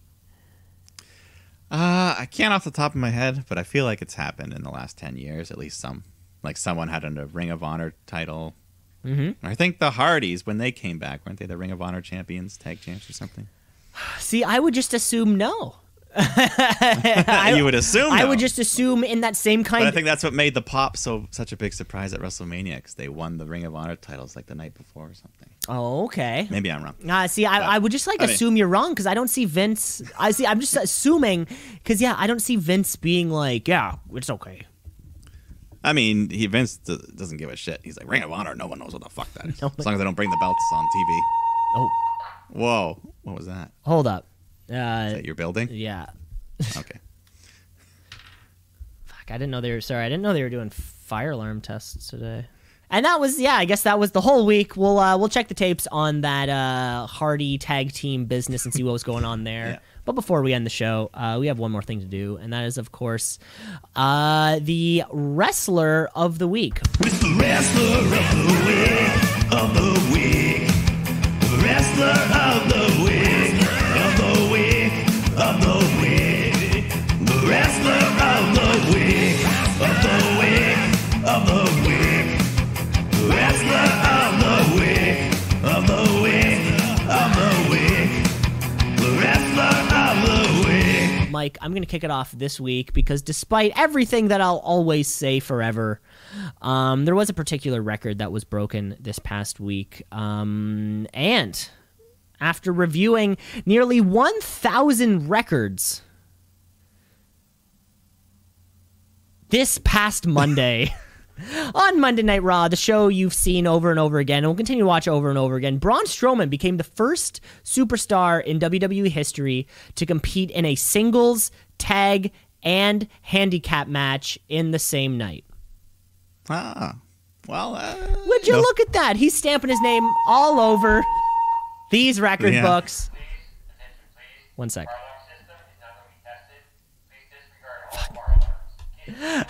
Fuck. It's a shoot, brother. It's a shoot, brother. That's what Yeah, it's a shoot. That's all you got. So, Mike, you're going to have to lay me out your Wrestler of the Week. I will. Let's keep going. Well, keep going. They're going to keep going. They're going to keep going.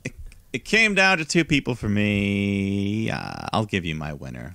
He put up a great performance in that main event on Dynamite. I'm talking about Preston Vance, possibly first-time Wrestler of the Week winner, but well-deserved.